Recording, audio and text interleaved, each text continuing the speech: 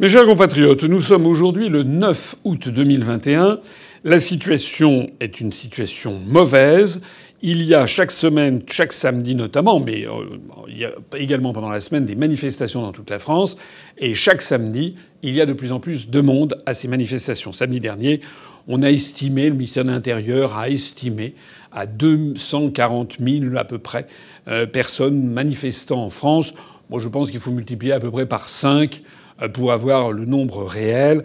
Donc je pense on a plutôt dépassé le million de personnes à travers les dizaines et dizaines de villes de France où les gens manifestent contre Macron, contre le pass sanitaire, contre la vaccination obligatoire. Macron, qu'on passe, on n'en veut pas. Macron, qu'on passe, on n'en veut pas. Alors, moi je vais dire un petit peu ce que je pense, ce que devrait faire un chef d'État dans cette situation. Malheureusement, je ne crois plus du tout dans Macron. Je pense qu'il est là pour semer la zizanie, semer le trouble entre les Français. Mais qu'est-ce qu'il faudrait faire si l'on avait un véritable chef d'État à la tête du pays ? Eh bien, la première chose à faire, ça serait de rétablir la confiance, rétablir le crédit de la parole publique. Rétablir la confiance, ça ne se fait pas en claquant des doigts. La confiance, c'est comme l'amitié. C'est comme l'amour, ce sont des choses qui ne se décrètent pas, qui ne se commandent pas. Ce sont des sentiments que l'on éprouve ou que l'on n'éprouve pas. Or, il se trouve qu'il y a parmi les Français des millions et des millions de Français, dont je fais partie, qui n'ont plus aucune confiance dans ce que peut dire ni Macron, ni son gouvernement, ni Olivier Véran, ni rien. Et pourquoi plus de confiance ? Parce que Macron a dit tout et son contraire.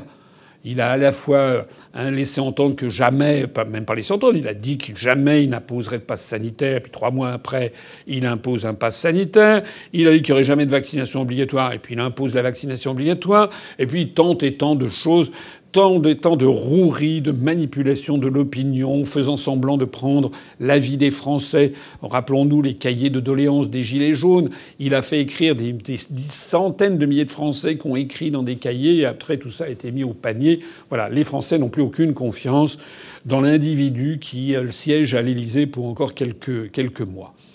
Mais qu'est-ce qu'il faudrait faire si on avait vraiment un vrai chef d'État ? D'abord, rétablir la confiance, ça veut dire quoi ? Ça veut dire prendre des mesures qui inspirent la confiance. Et prendre des mesures qui inspirent la confiance, ça veut dire notamment répondre aux interrogations tout à fait légitimes du peuple français. Première question, comment se fait-il que sur cette épidémie, on ait l'interdiction d'utiliser des médicaments dont les études se multiplient pour montrer qu'ils sont efficaces. Je pense tout spécialement à l'ivermectine. L'ivermectine, il y a déjà eu plus de 102, 103 ou 104 études venues à travers l'ensemble du monde qui montrent que ce médicament a une certaine efficacité. La dernière en date venant de l'Inde, où il y a eu 3523 personnels médicaux qui ont été testés avec un protocole très strict, une véritable étude scientifique.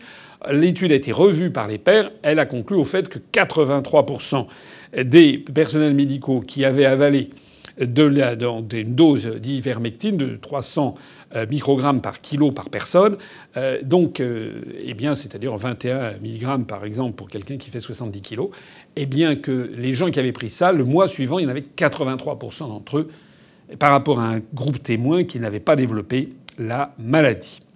Alors, c'est un médicament totalement inoffensif. C'est un médicament, il y a des milliers de médecins qui ont écrit à Olivier Véran pour dire il faut développer ça. À travers le monde, dans le monde occidental, il y a beaucoup de médecins qui le demandent. Eh bien, la première chose que je ferai, moi, c'est que j'autoriserai la liberté de prescription. Je le dis d'autant plus que, comme vous le savez, j'ai moi-même attrapé la Covid-19, voici une quinzaine de jours, qu'un ami m'a justement passé sous le manteau, comme si c'était une espèce de drogue absolument à pourchasser, alors que c'était en vente libre il y a encore quelques semestres, m'a donné une boîte d'ivermectine. Il se trouve que je l'ai pris. Il se trouve, ça n'a pas de valeur scientifique, je suis d'accord, mais il se trouve que entre le jour où je l'ai pris, le soir où je l'ai pris et le lendemain, ma température est passée de 39 à 37,5 pour ne plus ensuite quasiment en changer.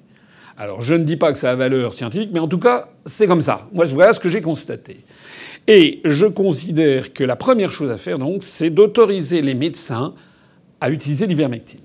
J'ai comment dirais-je, quelqu'un que je connais dans une pharmacie qui, ayant vu la vidéo où j'avais dit que j'avais pris l'ivermectine, a dit mais il a eu bien raison, mais malheureusement je ne peux pas vous en vendre. Enfin, est-ce qu'on se rend compte que la France est un pays où des médecins, des pharmaciens savent que l'ivermectine peut marcher et qu'ils n'ont pas le droit de l'utiliser? Mais où est-ce qu'on est? À partir du moment où le gouvernement autoriserait le recours à des médicaments comme l'ivermectine, comme l'hydroxychloroquine et l'azithromycine, etc., et d'autres spécialités, à partir de ce moment-là, les Français commenceraient à se dire « Tiens, voilà un gouvernement qui ne veut pas nous forcer à la politique du tout vaccin. » Et d'un seul coup, les gens reprendraient confiance. La deuxième chose à faire concerne les vaccins. Parce que les vaccins, je le dis comme je le pense, et je pense qu'il y a des millions de Français qui réfléchissent comme moi. Moi et beaucoup de Français, nous ne sommes pas contre le principe des vaccins. On a tous eu des vaccins. Sauf que là, parmi les vaccins, il y en a qui sont qualifiés de vaccins. Certains protestataires, certains manifestants considèrent que ce ne sont pas des vaccins, mais que ce sont des thérapies géniques. Peu importe le nom. Il se trouve qu'il y a des vaccins qui sont faits selon le thème de l'ARN messager, selon la technologie de l'ARN messager, et il se trouve que cela fait peur à beaucoup de gens. C'est comme ça. Et ça fait peur à beaucoup de gens parce que des rumeurs insistantes circulent sur les effets nocifs. Je vais y revenir dans un instant. Or, il se trouve qu'il y a dans le monde d'autres vaccins que ceux qui sont autorisés en France. Il y a le vaccin russe, Sputnik V. Il y a le vaccin chinois, Sinovac Sinopharm, qui utilise la technique habituelle, traditionnelle du virus désactivé, donc une méthode qui est éprouvée depuis des décennies.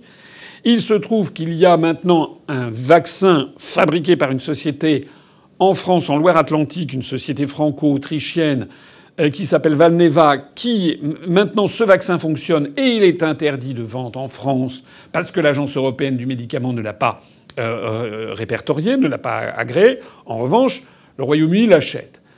Il y a aussi un vaccin à Cuba, etc. Il se trouve, je me suis renseigné, que le vaccin russe, par exemple, ou le vaccin chinois sont agréés par des dizaines de pays. 67 pays ont agréé le vaccin russe. À peu près autant ont agréé le vaccin chinois.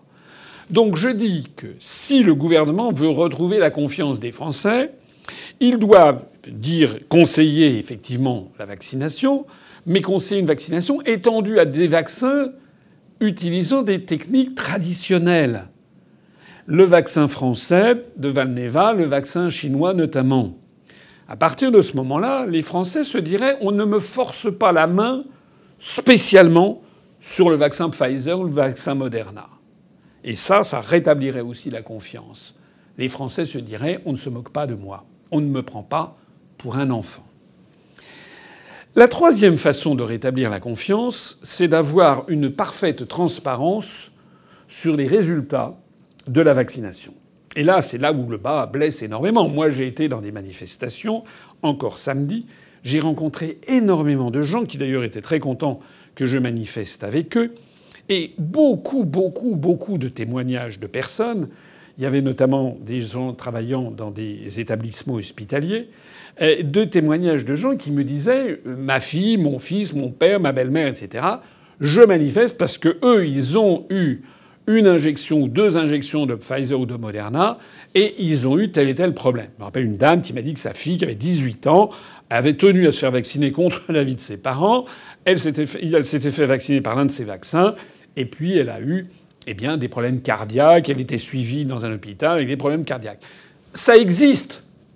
Monsieur Macron, monsieur Véran, BFM TV, TF1 auront beau dire que tout ça c'est des ragots naninanana, que rien n'est prouvé. Il se trouve que ça existe.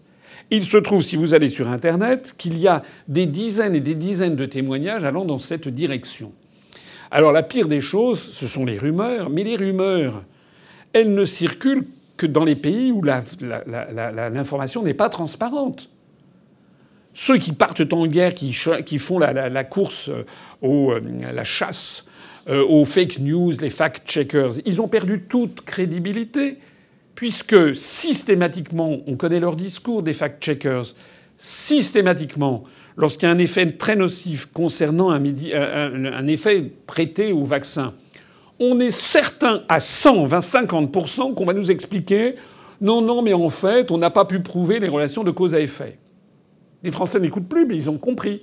Ils ont compris que systématiquement, tous les médias sont là pour expliquer que ça n'est en aucun cas dû au vaccin. En revanche, on explique aussi aux Français que dès que quelqu'un décède avec le virus de la Covid dans le corps, il est mort de la Covid. Là aussi, on n'a pas d'explication. Il n'est pas du tout certain que parce que quelqu'un décède avec le virus de la Covid, il est mort du Covid. Probablement qu'un certain nombre de personnes qui sont décédées porteurs du Covid ne sont pas nécessairement décédées du Covid. En d'autres termes, on n'a pas le même traitement de l'information avec les morts qui sont systématiquement attribuées à la Covid parce que quelqu'un a été testé positif, même si cette personne décède de comorbidité ou de choses qui n'ont rien à voir. Néanmoins, on attribue ça à la Covid. En revanche, dès qu'il y a un effet négatif à quelqu'un qui a été vacciné, systématiquement, on met de côté la responsabilité potentielle du vaccin. Il faut donc clarifier ça. Il faut donc revenir sur les questions de pharmacovigilance. Il y a des rumeurs qui circulent, des tableaux venant de l'Agence nationale pour la sûreté du médicament, qui montrent qu'il y aurait eu plusieurs centaines de décès en France, plusieurs milliers dans le monde. Ça circule sur Internet. J'ai vu que M. Jean-Frédéric Poisson a essayé de dire ça l'autre jour sur BFM TV. Il s'est fait absolument agonir d'injures par les journalistes en disant que c'est une fake news. Ça va pas. Ça va pas. On peut pas avoir des espèces comment dirais-je, de conflits, de marchands de tapis sur des sujets aussi graves et aussi importants. Et là où il y a un problème, c'est que les Français ont le sentiment que le gouvernement ne veut pas la vérité, ne veut pas la transparence. Il faut donc trouver un système, je ne sais pas lequel c'est, mais moi je pense par exemple qu'il faudrait donner la plus grande publicité aux informations qui viennent de pays scandinaves ou bien des États-Unis, les CDC, où la parole est quand même beaucoup plus libre qu'en France, et que le gouvernement, avec une commission d'enquête parlementaire multipartite, avec également un des groupes de médecins qui appartiendraient aux, j'allais dire, les covidistes et les anti-covidistes, les différents points de vue, qu'ils se mettent d'accord pour dire aux Français voilà quels sont exactement les résultats de la pharmacovigilance. À partir de ce moment-là, les Français se diraient on ne me prend plus pour un imbécile. Voilà comment les choses se produiraient. J'ajoute encore que parmi les mesures permettant de restaurer la confiance, il faudrait que le gouvernement lance des grandes opérations de médecine prophylactique, qui de toute façon seraient de bonne aloi, et depuis 1 an et demi, il aurait pu le faire, en recommandant l'utilisation, l'usage de compléments alimentaires à vitaminer, vitamine C, la vitamine D, le zinc, etc., en recommandant également un changement des habitudes alimentaires, notamment pour lutter contre l'obésité, contre un certain nombre de facteurs de comorbidité. Ça serait de toute façon une bonne politique sanitaire sur le long terme. Je pense qu'avec tout ceci, les Français commenceraient à retrouver la confiance. Et si par ailleurs le gouvernement supprimait purement et simplement le pass sanitaire, eh bien un grand pas serait fait pour restaurer la confiance. Pourquoi le pass sanitaire ? Parce que tout le monde sait bien que c'est une absurdité scientifique. Je rappelle, maintenant c'est absolument prouvé, que quelqu'un qui est vacciné peut attraper la Covid-19. On a même les informations qui viennent d'Israël aujourd'hui, où 14 Israéliens sont actuellement infectés par la Covid-19 alors qu'ils ont déjà eu la 3e dose de vaccin Pfizer. C'est-à-dire qu'on se demande même maintenant en Israël aujourd'hui si cette 3e dose va être aussi efficace que ce que l'on nous en a dit. Donc, ce que les Français veulent, c'est qu'on leur dise la vérité et qu'on leur dise que notamment quelqu'un qui est vacciné peut transmettre le virus. De la même façon que quelqu'un qui n'est pas vacciné peut être indemne. De la même façon que quelqu'un peut avoir un test négatif et 30 secondes après, le test devient positif. Il suffit qu'il ait été contaminé. 30 secondes, j'exagère, mais une demi-heure après, il suffit qu'il ait été contaminé. On voit se multiplier les exemples.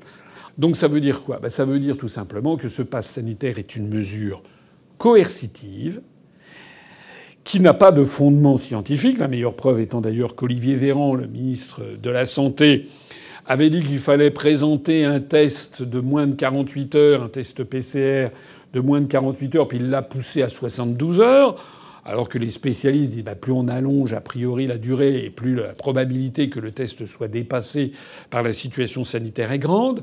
Donc on voit bien que l'objectif, ça n'est pas ça. L'objectif, c'est de faire pression sur les Français pour qu'ils se fassent vacciner dans une atmosphère d'intimidation et de panique. Et non seulement ça, mais qu'ils se fassent vacciner, je l'ai dit tout à l'heure, avec ces vaccins à ARN messager qui, que cela plaise ou ne plaise pas à certains, font peur à beaucoup de Français. Voilà ce que j'ai à apporter au débat. Je crains malheureusement que M. Macron, pour des raisons qui m'échappent, ou plus exactement que je ne préfère ne pas élucider publiquement, M. Macron veuille forcer absolument la vaccination avec les vaccins à ARN messager et en particulier avec l'entreprise Pfizer, dont je rappelle, j'ai d'ailleurs fait un long tweet sur le sujet, je rappelle que l'entreprise Pfizer a été prise dans plus de 40 opérations plus ou moins délictueuses ou criminelles depuis une trentaine d'années, a été condamnée à plus de 6 milliards de dollars d'amende aux États-Unis notamment pour corruption de gouvernement, publicité mensongère, vente de produits toxiques, j'en passe et les pires. En réalité, Pfizer est une entreprise qui se déploie dans une sorte d'activité de grand banditisme, et c'est à cela qu'on voudrait que les Français fassent confiance aveuglément. Eh bien, ça ne marchera pas. Vive la République et vive la France.